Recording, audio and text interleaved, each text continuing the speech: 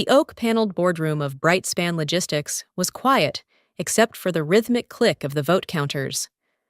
The $1.2 billion acquisition deal was minutes from sealing, 12 years of Jovi Raines' work funneling toward this moment. Then, without warning, Chairman Harlan cleared his throat.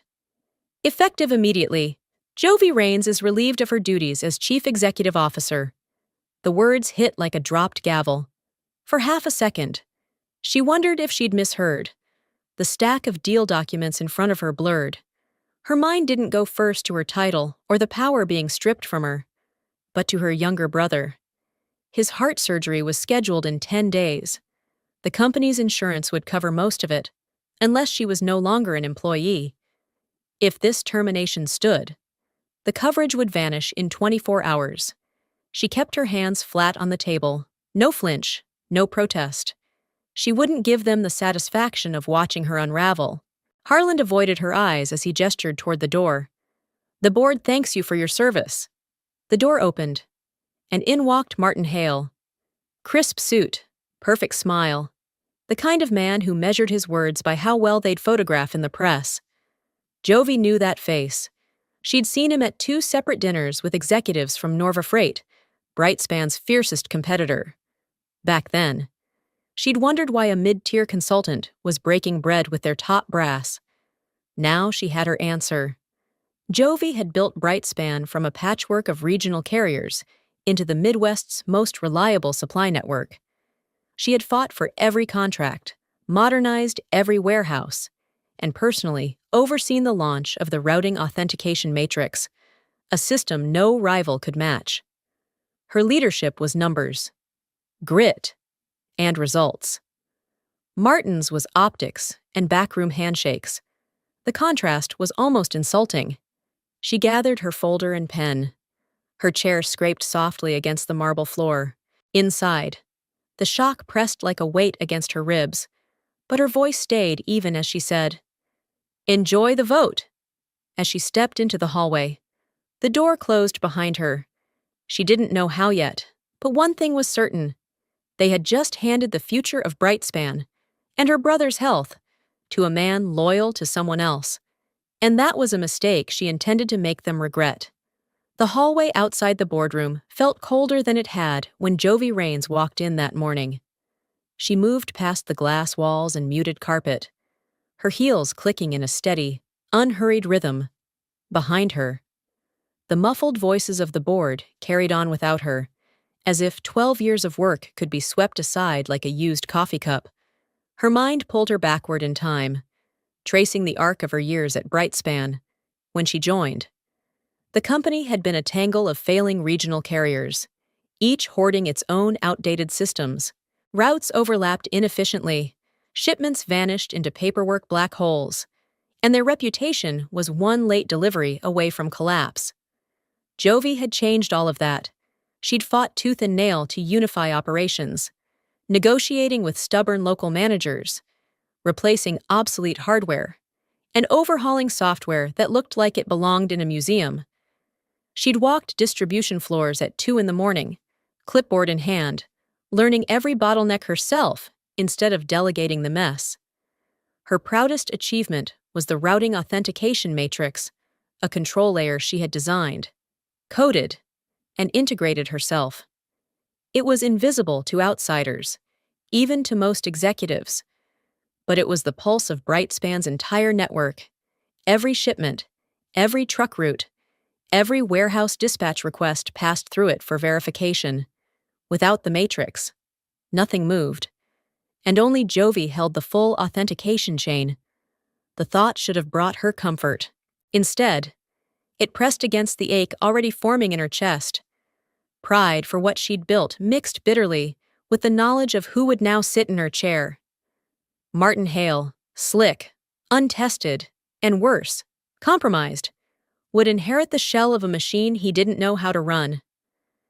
As she reached the elevator, her phone buzzed. She pulled it from her jacket pocket and saw a subject line in bold red. Matrix Security Alert. Code renewal scheduled in 6 hours. Her eyes narrowed. The codes rotated automatically every week, but full authority to initiate the new chain rested with her. Without her confirmation, the system would lock, requiring multi-point verification that Martin couldn't possibly supply. 6 hours. That was all it would take for Brightspan's newly crowned leader to discover he'd been handed the keys to a car with no engine. The elevator door slid open, and she stepped inside, pressing the button for the lobby. 10 days until her brother's surgery, 6 hours until the Matrix shifted beyond their reach. 2 ticking clocks, each critical in its own way. She tightened her grip on the phone. Pride reminded her that she had built something no one else could replace. Bitterness reminded her why they didn't deserve to keep it. When the elevator reached the ground floor, Jovi walked out into the cold Chicago air, her expression calm, her pace steady. She had time, just enough to decide whether to save the system she'd built or let it remind them exactly what they'd lost. The revolving doors of Brightspan's headquarters whispered shut behind Jovi Rains as she stepped onto the sidewalk. The winter air bit at her cheeks, but her stride remained even, in her left hand. Her phone vibrated, a reminder that the routing authentication matrix was still tethered to her. She stopped at the corner, out of sight from the glass facade above, and unlocked the device. Her thumb hovered over the secure command panel, one biometric scan, a rotating passphrase, and a final confirmation code. When she pressed standby mode, a soft vibration confirmed the order. Across 4 states. The effect began within minutes. Trucks already on the road slowed as dispatch orders failed to verify. At way stations, drivers stared at blinking yellow screens. In warehouses, forklifts sat idle. Cargo pallets stranded mid-aisle. Automated loading arms paused mid-motion like statues. It was as if the entire network had inhaled and refused to exhale.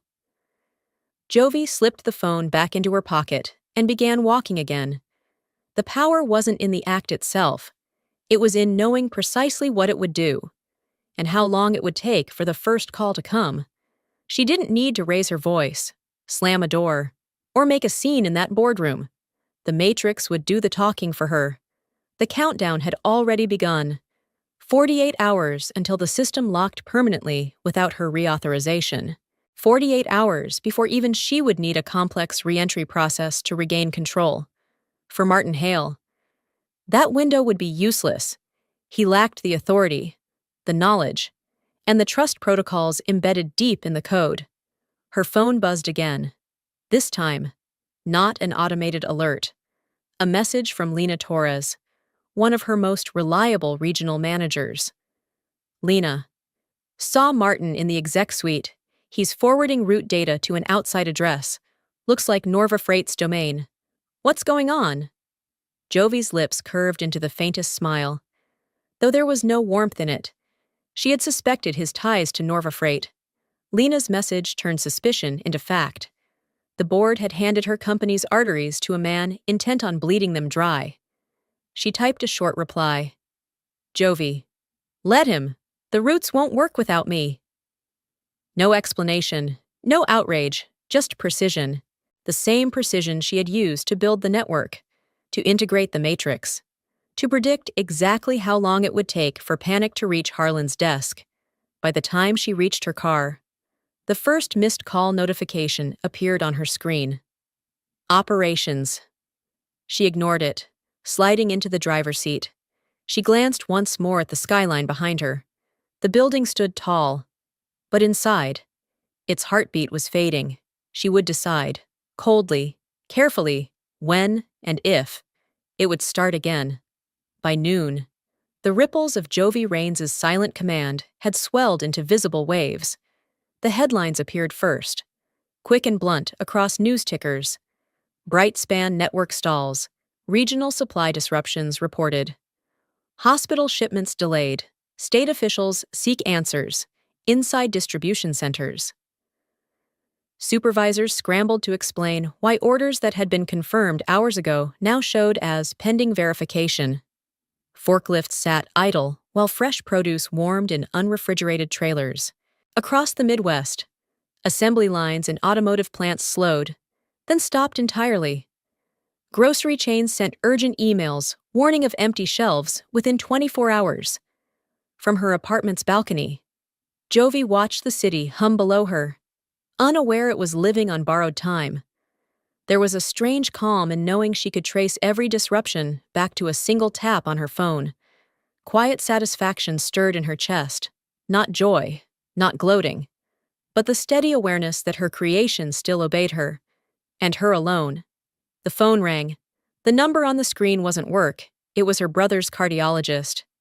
"Ms. Rains," the doctor began. His tone clipped but apologetic. "We've had to move your brother's surgery up. His condition is deteriorating faster than expected. We're now classifying it as urgent." Jovi's hand tightened around the phone. "What does that mean for cost?" "It raises the overall expense by about 20%. Additional pre-op measures, more ICU time. Size." She thanked him, ended the call, and stood still for a long moment. The matrix was a lever she controlled with absolute precision. But this, the fragile clock ticking inside her brother's chest, was something she couldn't program or delay. Her phone buzzed again. This time, the caller ID made her lips press into a thin line. Martin Hale. She answered on the third ring. "What the hell is going on?" Martin's voice was sharp. The calm PR veneer stripped away. "Operations are frozen. I need the recovery code now." "You have the regional keys," Jovi said evenly. "Use them." "They're invalid. Nothing's working." "That's because the codes change every hour," she replied. "Without the full chain, you're chasing a moving target." A pause. Heavy, frustrated breathing. "You're holding the company hostage." "No," she said, her voice still measured. "I'm protecting the system from someone who doesn't understand it." Before he could respond, she ended the call, sliding the phone onto the table. Jovi let herself exhale slowly. The satisfaction of control was still there, but it now shared space with the tight coil of worry in her stomach. 48 hours to decide whether to unlock the network, and 10 days. Now fewer. To make sure her brother was on that operating table. The world outside didn't know it yet, but the cracks in Brightspan's empire had only just begun to show. By the following morning, the chaos had breached every wall Brightspan's leadership had tried to build around it. Cable news anchors debated the company's logistical meltdown, while financial networks tracked the stock's plunge in real time. Hashtags calling for accountability trended on social media. Inside the headquarters, shareholders bombarded the board with calls and emails. Some threatened lawsuits, others demanded resignations. Harland issued a carefully worded statement blaming unexpected technical challenges. But the words rang hollow even to the most loyal investors. The truth was slipping through the cracks faster than they could patch it. Jovi sat in her kitchen, coffee cooling beside her, when her phone lit up with a message from an encrypted contact she hadn't heard from in months. The name on the screen, R. McClellan, made her straighten in her chair. McClellan was a senior operations manager at Norva Freight, and one of the few people in that building she trusted to speak plainly. She opened the message.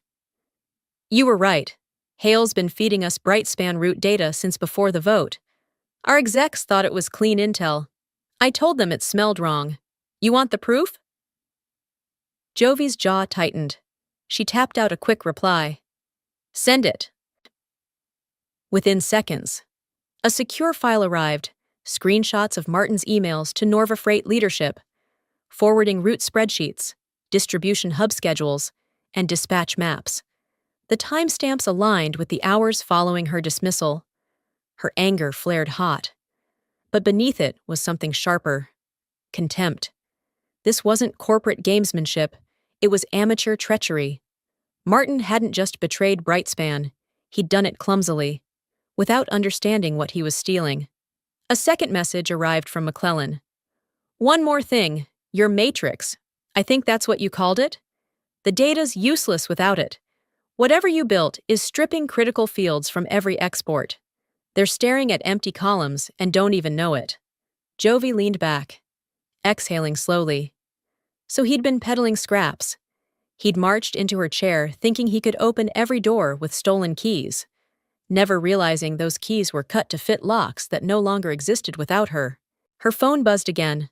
Another call from the Brightspan switchboard. She let it ring out. The contempt stayed with her as she scrolled through Martin's messages again. The language was smug, self-assured, written by a man convinced he was untouchable. She imagined the look on his face when he learned the files he'd passed along were as useful as blank paper. For now, she tucked the proof away. The right moment to use it would come, and when it did, she wouldn't need to raise her voice. She'd let the facts, and his own words, carve through whatever false image he'd built. Anger could burn fast and fade. But contempt? Contempt had patience, and Jovi intended to let hers work slowly, deliberately, until Martin Hale understood exactly how far beneath her he'd always been. By sunrise, the crisis had moved beyond Brightspan's walls and into the hands of state leaders, governors from Illinois, Indiana, Michigan, and Ohio issued joint statements demanding an immediate restoration of supply lines. Hospitals were rationing critical equipment. Grocery chains were negotiating with alternative carriers at double the cost. The national morning shows ran rolling segments on the Midwest freight freeze, featuring empty store shelves and stalled factory floors. From her apartment, Jovi Raines watched the coverage with steady eyes. Every headline, every soundbite pushed the same unspoken truth closer to the surface. Brightspan's stability had been tied to her leadership, and without her, the system was unraveling in plain view.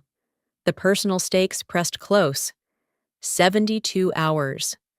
That was the deadline before her family's health insurance policy, still tethered to her position at Brightspan, would be terminated completely.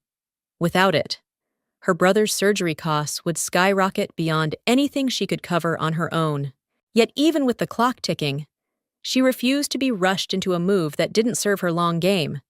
She brewed coffee, the rich scent filling her kitchen, and kept the television volume low. The commentators were beginning to speculate about leadership failures, hinting that the board had acted rashly. Call-in segments featured industry experts describing her as indispensable and the architect of Brightspan's operational backbone. Public sentiment was shifting, and Jovi could feel it, like a tide turning in her favor. Her phone buzzed with a number she recognized from her years of navigating press storms. Alan Greer, a veteran investigative reporter known for digging until he hit bedrock. She answered. "Alan!" "Jovi," he said without preamble. "You know, I'm not in the habit of calling without a reason. I've got sources in Norvafreight willing to go on record about a mole in Brightspan's C-suite. They're pointing straight at Martin Hale." Jovi's fingers drummed lightly against the countertop. "That's not news to me." "I figured," Alan said. "Here's the thing. If you agree to an on-camera interview, I'll drop the name during the segment. We'll connect the dots for the public. But I want you there to give context. And, let's say, to make it clear who still holds the keys." She weighed it silently. An open interview would accelerate the board's panic. It would also force Martin to defend himself in real time, without the luxury of hiding behind internal memos. "I'll think about it," she replied, her voice calm, almost casual. "Don't take too long," Alan warned. "This story's got legs, but it'll run without you if it has to." When she hung up, Jovi's reflection in the darkened window looked exactly how she felt. Composed, precise, in control. The board might have stripped her title, but the narrative was no longer theirs to write. It was hers. The summons came mid-morning, less than a day after Alan Greer's call. A terse email from the Brightspan board's executive assistant. "Urgent meeting, 11 a.m. Attendance required." Jovi arrived at headquarters with 18 hours left before the routing authentication matrix would reset permanently. The winter wind needled her cheeks as she walked past the glass facade. but inside. The air was heavy, thick with the scent of panic barely concealed behind cologne and coffee. The boardroom looked different now. Harlan's voice lacked its earlier authority. His handshake too quick. Martin Hale stood near the window, shoulders tense, his perfect smile absent. "Jovi," Harlan began, gesturing toward a chair at the center of the table. "We'd like to propose a resolution." She sat without speaking, her expression neutral. Harlan folded his hands. "We're prepared to reinstate you on a temporary basis. You'll have full operational oversight of the supply network until the crisis stabilizes. Compensation will reflect your contributions, significantly above your previous package," Martin added quickly. "Of course, some strategic decisions will remain with the current leadership. The board believes a collaborative approach will—" Jovi let the pause stretch until both men shifted uncomfortably. The satisfaction was in the silence, in making them fill the space she controlled. "How long?" she asked finally. 60 days, subject to review," Harlan said. "It's the best path forward for everyone involved." She glanced at her phone on the table. The countdown app she'd set for the Matrix ticked in quiet red digits. 18 hours, 2 minutes, and 45 seconds. Each second was hers to use or waste. "You should know something before we discuss this further," she said, her tone even. "The routing authentication matrix doesn't belong to Brightspan." Harlan blinked. "Excuse me?" "It's proprietary technology," she continued, "registered 3 years ago under Rain's Infrastructure LLC. I designed it. I own it. You've been using it under an implied license because I allowed it." A ripple of unease moved around the table. Martin's jaw tightened. "That can't be right. Our counsel—" "Can confirm the filing with the Federal Patent Office," Jovi interrupted smoothly. "Which means, in 17 hours and change, the system will lock unless I reauthorize it, and only I can reauthorize it." She leaned back, hands folded in her lap, the faintest curve at the corner of her mouth. The room was silent except for the faint tick of the clock above the door. Harlan cleared his throat. "What are you suggesting?" "I'm not suggesting anything," she replied, eyes steady. "You called me here. I'm listening." The satisfaction stayed quiet inside her, steady and deep. For the first time since the board's ambush, every person in the room understood exactly who held the leverage, and she didn't need to raise her voice to prove it. Jovi Rains didn't rush to speak.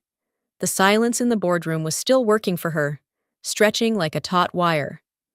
Harlan leaned forward, his pen tapping against the table. Martin Hale avoided her gaze, his posture stiff. When she finally spoke, her voice was steady, unhurried. "Here's my proposal. Brightspan formally transfers full ownership rights of the routing authentication matrix to Rain's Infrastructure LLC. In return, I will restore the system for 60 days, giving you time to appoint a new CEO." The words landed with weight. No threat, no raised tone, just a clear line drawn. "That's unreasonable," Harlan said, though his voice lacked conviction. "It's necessary," Jovi replied. "You've already seen what happens when the matrix isn't in the right hands. This is me offering you an exit." They knew she was right. Outside the boardroom, Brightspan's largest clients were calling hourly, demanding updates. State officials had begun drafting legal action for breach of essential service. The Department of Transportation had sent an inquiry. The pressure wasn't abstract anymore. It had names, signatures, and legal teeth. A knock on the door interrupted the tense air. Harlan's assistant stepped in, carrying a laptop. "You need to see this," she said. The assistant set the laptop on the table and played a video feed. Grainy but clear enough. Martin Hale in a private office, speaking to a Norva Freight executive over video call. On the desk in front of him were Brightspan route schedules and hub manifests. His voice was audible through the speakers. These are the latest dispatch runs. They won't be valid much longer, but it's the best I can get you before the lockout." The room chilled. Harlan's eyes cut to Martin. "Is this real?" Martin's face flushed.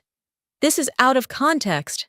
"It's damning," Jovi said, her tone sharpened only by precision. "And now you understand why the Matrix will never function under his oversight." The assistant closed the laptop and left without a word. Harlan looked down at the table, the fight draining from his posture. "We'll need to review the legal framework," he muttered. "You have 16 hours before the reset," Jovi reminded him. "Every minute you stall is another shipment stranded, another contract you risk losing. My terms stand." The shift in the room was tangible. What had begun as a negotiation now felt like a formal acceptance of her authority. Jovi's confidence rose with each nod from the board members who had once voted her out. For months, they'd underestimated her. Now, they were realizing she'd been holding the map, the compass, and the only set of keys all along, and she was done pretending otherwise. The contract was signed just after midday. Harlan's pen scratched the final stroke across the page. The sound oddly small for a moment that shifted the company's balance of power. Jovi Raines read each clause twice before adding her signature. The routing authentication matrix now belonged, in full legal clarity, to Raines Infrastructure LLC. They didn't celebrate.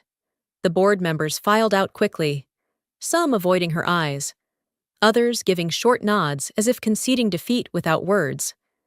Martin Hale was gone before the ink dried. In a quiet conference room, Jovi opened her laptop, logged into the Matrix console, and entered the master credentials. A soft chime confirmed her access. She navigated to the control panel, slid the status bar from standby to active, and confirmed the override. Across 4 states, engines roared back to life.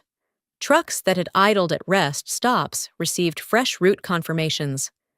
Forklifts beeped as they resumed moving pallets. In rail yards, loading cranes swung into motion, placing containers on flat cars bound for cities that had been waiting for days.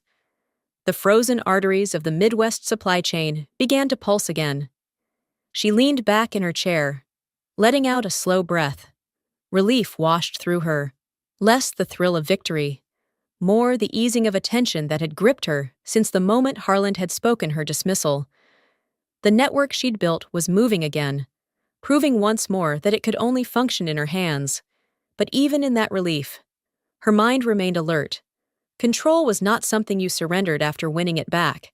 The board might have agreed to her terms, but corporate memory was short, and greed had a way of erasing lessons too quickly. Her phone buzzed with an incoming call from a number she recognized. Victor Kane, CEO of Mid-States Distribution, one of Brightspan's largest partners. "Jovi," Victor said, his tone warm but direct. "We've been watching this whole mess. I'm done letting my company's supply chain depend on people who don't understand it. I want to move our entire freight contract under Raines Infrastructure, directly." Jovi's fingers stilled on the keyboard. "That's a significant shift." "I'll put down a deposit today," Victor continued. "Enough to secure priority capacity for the next year. It should more than cover, well, anything you need to take care of personally." She thought of her brother's surgery, the rising costs, the urgent timeline. "Send the draft agreement," she said. "I'll review it tonight." When the call ended, she closed her laptop, the hum of the reactivated network still in her ears. The relief was real, but it carried a shadow. She'd won this round, but the game was still on, and she intended to keep playing until no one could take the board away from her again. 1 week later, the ripples of Jovi Raines' return had reshaped the industry. Martin Hale had vanished from the logistics world entirely. No resignation statement, no farewell post, just silence. Norva Freight's share price had dropped nearly 12% after losing multiple contracts. their once smug executives now dodging reporters in parking lots.